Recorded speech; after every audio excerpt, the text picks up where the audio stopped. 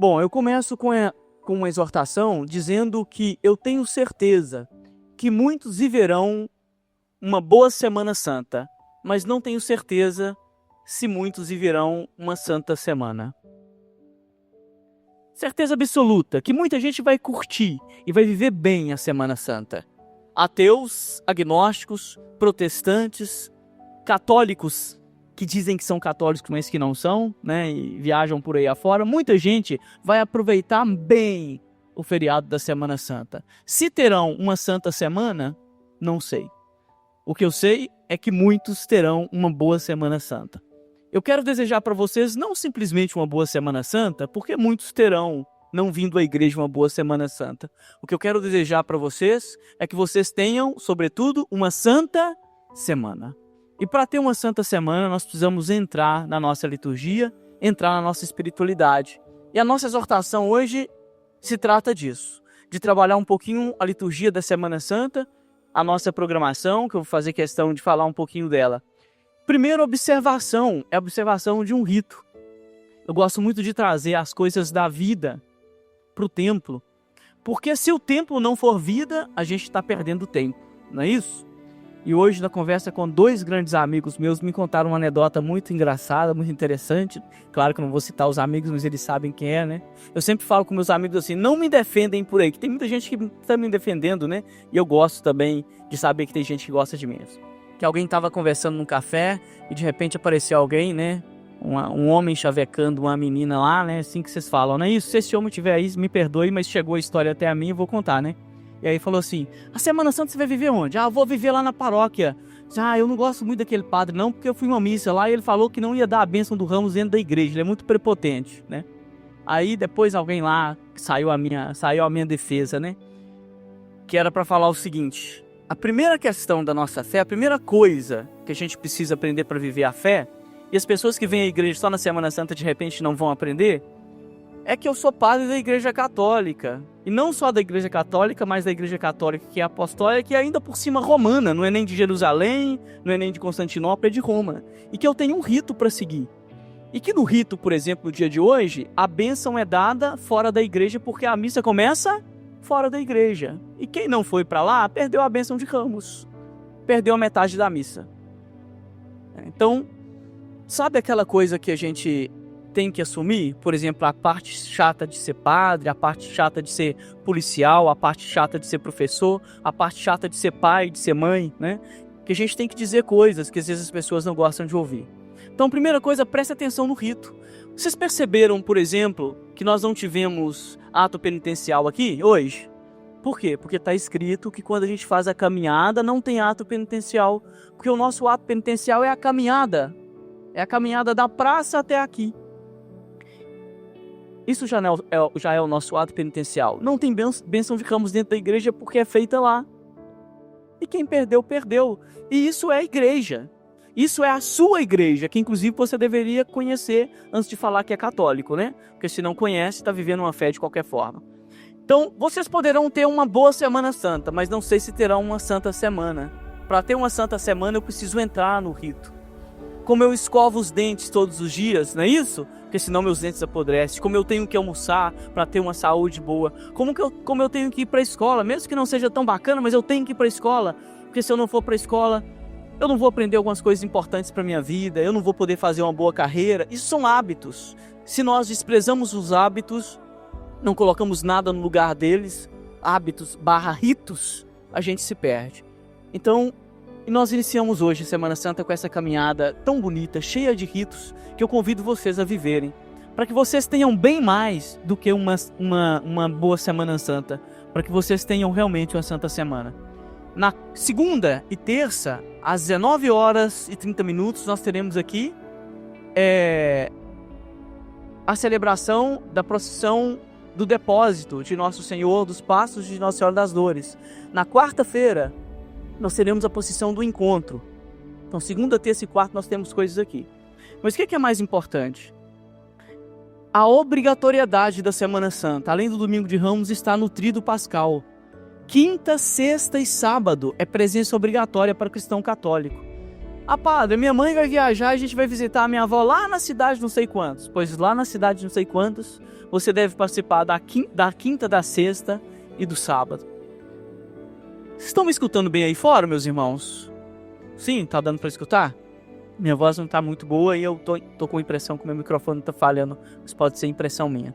Então, na quinta-feira santa, por exemplo, nós teremos aqui a missa às 20 horas, a missa daquilo que nós chamamos do lava-pés, mas na verdade a instituição da Eucaristia. Este ano nós vamos fazer um estudo bíblico teológico de 15 minutos sobre um canto muito famoso chamado Adoro-te Devote, de Santo Tomás de Aquino. Então vai ser uma reflexão bonita sobre a Eucaristia, vocês estão convidados a vir.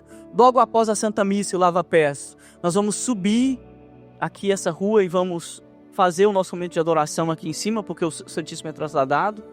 E aí eu quero colocar para vocês uma coisa muito respeitosa. Quero de novo abraçar essa parte chata do padre que dá sermão, que eu nem gosto tanto, mas faz parte, né, da vida de padre. Eu sei que vocês têm a vida normal, muita gente trabalha na sexta, gente que faz estágio na sexta, que tenha lá o seu corre na sexta-feira, porque nem todo mundo folga na sexta-feira. Mas na medida do possível, tente viver bem o Tríduo Pascal. Vou falar de coisas práticas, perdoe minha franqueza. Quinta-feira Santa não é dia de você terminar a missa e ir pro bar. Não é só sexta-feira, não, é o Tríduo Pascal inteiro. Quinta-feira Santa é dia de você, depois que terminar a missa, fazer o seu momento de adoração com a sua família e ir para casa. Fazer a sua oração, jantar como você tem que jantar e se preparar para Sexta-feira Santa. Sexta-feira Santa nem precisa falar, né? Sexta-feira Santa nós temos passagem obrigatória aqui na igreja às 15 horas, que é o beijo da cruz, que é o rito universal. Todos os países, todas as igrejas, às 3 horas da tarde, dependendo do fuso horário, não importa, às vezes não vai coincidir, celebra o ato do beijo da cruz, passagem obrigatória. Nessa mesma sexta-feira, depois do beijo da cruz, às 18 horas, nós vamos iniciar a nossa procissão na nossa via sacra da comunidade Rosa Mística, como a gente faz todos os anos, terminando aqui com o Sermão das 7 Palavras. Se quinta não é dia de ir pro bar, imagina na sexta, aí que não é dia mesmo, né? Mas ainda quero falar outro detalhe. Abraçam a sexta-feira com modéstia. A sexta-feira a igreja nos pede jejum e abstinência. E a gente fala algumas coisas que eu sei que incomoda, né? Olha, na sexta-feira não é dia de você fazer um almoço farto. Na sexta-feira é dia de jejum. As pessoas acima de 75 anos estão dispensadas do jejum de alimento, mas podem fazer jejum de língua e de WhatsApp, porque às vezes não faz, né? Estou dispensado do jejum de alimento, mas tem outros jejuns para fazer. Mas é dia de você viver com modéstia. A sexta-feira, no sábado santo, às 18 horas, nós temos aqui a missa do Fogo Novo. Batizados, nós temos aqui também a crisma de algumas pessoas. E aí sim, prestem atenção no que eu vou falar para vocês. Quando vocês chegarem no sábado em casa, se vocês ficarem em casa, aí vocês vão fazer uma festa de arromba. Sabe por quê? Porque é a ceia da Páscoa. Vocês celebram a ceia do Natal, sim ou não? E por que vocês não celebram a ceia da Páscoa? Só fica no chocolatinho, né? Que a gente costuma dar. Então é o convite para que vocês vivam bem a Semana Santa. Sábado, quem gostar de um bom vinho. Quem gostar de uma boa cerveja. E se você puder, compre a sua melhor carne. Aquilo que você gosta, sábado e domingo é o dia de você celebrar. Mas quinta e sexta não. Quinta e sexta é o dia da gente se recolher. E aí eu termino contando uma experiência, né, que marcou muito a minha vida. E eu falo isso com muita alegria, com muito orgulho. Não falo isso com petulância nenhuma não. Pelo menos da minha parte, né, não tem essa intenção. Eu me regozijo muito no Senhor de ter sido praticamente a última turma dos Escolápios que teve uma formação clássica. Formação clássica significa, né? Noviciado, nome religioso, aprendizado das línguas clássicas, que é o latim e o grego, reza em latim e grego, tudo aquilo que a igreja coloca pra gente como tradição. E eu sei que muitas pessoas ficam em dúvidas e ficam bravas comigo quando eu falo isso, eu me tornei um padre tradicional, mas não um padre tradicionalista. Eu sou um padre tradicional, mas não sou um padre conservador. Mas eu sou tradicional. Eu estou dentro da tradição. E eu lembro da minha sexta-feira santa no seminário. Às vezes, pela correria, a gente comia arroz puro, frio, porque não tinha tempo de esquentar, com atum, aqueles atum que vocês compram lá no supermercado. A gente abria a lata de atum assim, porque não tinha, né, muita coisa para fazer e a gente estava cheio de coisa para fazer na sexta-feira. Abria a lata de atum em cima do arroz, misturava aquele arroz frio lá, um pouquinho de limão, e a gente comia aquilo lá na sexta-feira da Paixão, né? Para lembrar muitas coisas. Lembrar que Jesus fala: eu vim para que todos tenham vida e vida em... mas que o nosso mundo tem miséria, que nem todos estão vivendo na abundância, não é verdade? Então a penitência nos lembra que Deus quer que todos vivamos na abundância, mas que o mundo tem miséria, que tem pobres sofrendo. Então a gente vivia a espiritualidade da sexta-feira, mas no sábado e no domingo era o melhor que a gente podia colocar na mesa. Isso é a espiritualidade da Semana Santa, porque existe uma espiritualidade da mesa. Uma espiritualidade da mesa porque a missa é uma ceia, não é isso? Não é verdade? Não é simplesmente um memorial, como a gente fala, é mais do que o memorial no sentido de memória, é muito mais, é a vivência viva do santo sacrifício, sacrofício, lembra do sacrifício? Do fazer divino. E a gente precisa abraçar isso. Então o meu convite, a minha exortação é que vocês busquem, através da internet, através dos vídeos, através da conversa com o padre, viverem não somente uma Semana Santa, mas uma santa. E para fazer isso, a gente tem às vezes que sair da nossa casa, enfrentar a igreja cheia.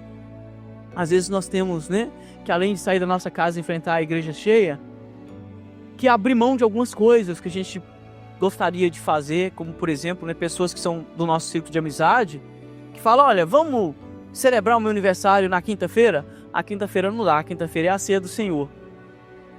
No sábado eu consigo celebrar com vocês, mas nessa quinta e nessa sexta não.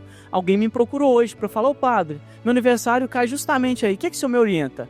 Falei: você quer que eu fale coisa para te agradar ou coisa que a igreja pede para falar? Aí é coisa que a igreja pede para falar. Então olha, se você marcou, não deveria ter marcado, e realmente é chato pra caramba, mas na condição de cristão católico, o exercício da sua fé tem que vir em primeiro. A gente tem colocado o exercício da nossa fé tão por último nas coisas que a gente faz, que a igreja se tornou realmente uma espécie de apêndice da nossa vida, né? Se eu puder eu faço, se eu quiser eu vou. Ou é essencial ou não é essencial, né? E eu termino com isso, com essa frase, retomando um pouco de Platão, ainda que eu tenha minha crítica a Platão na filosofia clássica, mas eu falo assim: Platão nos ensinou algumas coisas que nós esquecemos, né? Eu sei que ele é dualista, eu sei que tem coisas nele que não é bacana, mas junto lá com Parmênides e Heráclito, ele ensinou algumas coisas importantes, que é: olha, nós temos duas opções na vida. Ou a gente pode viver a partir das aparências, não é isso? Do mundo sensitivo, da paixão que nos chama o tempo todo, ou a gente pode fazer um esforço de sair da paixão e do mundo sensitivo para contemplar aquilo que é a verdade, aquilo que é o essencial na nossa vida. E a pergunta que eu quero fazer para vocês é: a Semana Santa é essencial na sua vida? Você gostaria de viver um feriado de Semana Santa ou a espiritualidade da Santa Semana? Qual que é a sua opção? Eu penso que nessa noite vocês já deram a resposta. Se vocês vieram aqui, eu penso que vocês querem viver uma Santa Semana, não é verdade? Então vivam. E prepare uma festa bonita para o sábado e para o domingo, né? Se você puder, faça aquilo que você puder de fazer no melhor na sua família, porque são as duas festas que nós precisamos celebrar com intensidade: o Natal do Senhor e a Páscoa. E a gente pede, né, que vocês que são católicos vivam isso com intensidade. Isso é a minha palavra para vocês, tá? Então, se em algo eu atingir vocês, eu peço perdão, espero que não tenha atingido, mas tem algumas verdades que a gente precisa reforçar. Como vocês acolhem isso, o Espírito Santo trabalha no coração. Mas tem algumas coisas que é papel do padre. E se o padre ficar preocupado, né? Não vou dizer porque o pessoal vai falar que eu sou prepotente, arrogante. A gente não cumpre o papel de padre. Eu prefiro 1000 vezes que os homens falem mal de mim, que eu sou arrogante e prepotente, do que quando chegar ao reino dos céus, e eu quero chegar lá, que Deus diga: você foi hipócrita. Você abraçou a fé de mentirinha.